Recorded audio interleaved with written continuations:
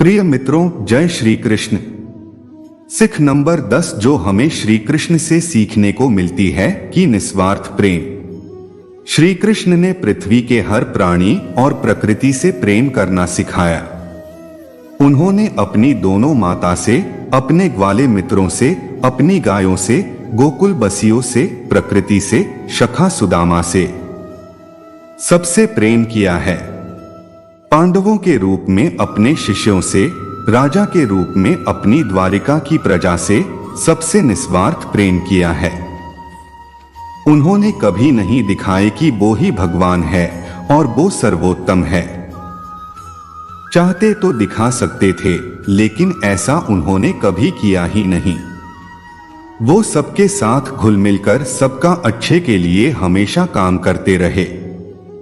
आप कितने ही ताकतवर क्यों ना हो, जब तक आपके मन में प्रेम की भावना नहीं है, तब तक आपको इस दुनिया में सब खुद से छोटा लगता है। तब तक आप दुनिया में कभी किसी का विश्वास नहीं जीत सकते, कभी किसी का भला नहीं कर सकते।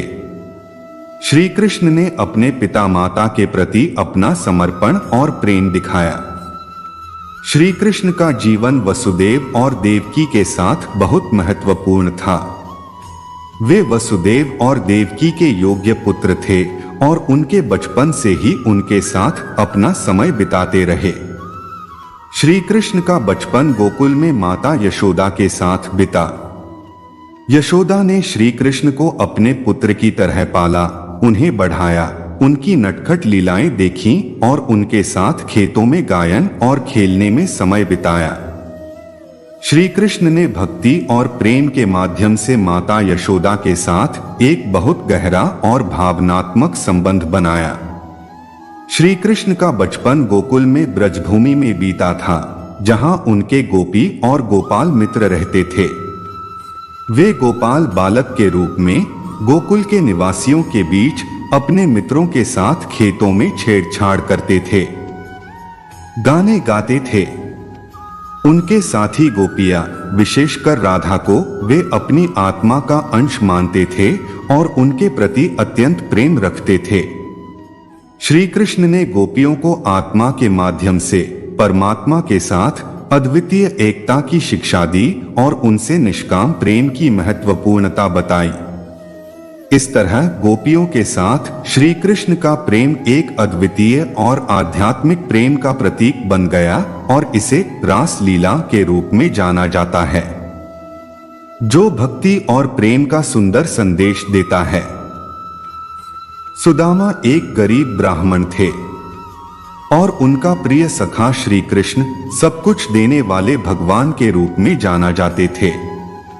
एक दिन सुदामा ने अपने पतिव्रता पत्नी के कहने पर श्री कृष्ण के दर्शन के लिए यात्रा का निर्णय किया। अपनी निर्धन स्थिति के बावजूद वह श्री कृष्ण के दर्शन के लिए गए। श्री कृष्ण ने सुदामा का स्वागत अत्यंत आनंद पूर्वक किया और उन्हें अपने आचमन, आरोग्य और आशीर्वाद से बहुत आनंदित किया। सुदामा ने श्री कृष्ण से कुछ नहीं मांगा और अपने घर लौटने का निर्णय किया।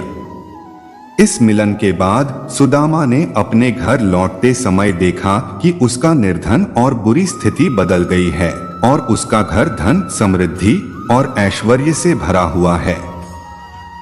यह सब श्री कृष्ण के आशीर्वाद के फलस्वरूप था, जो सुदामा को मानवता के लिए सच्चे प्रेम और निष्काम भक्ति का उदाहरण साझा करता है।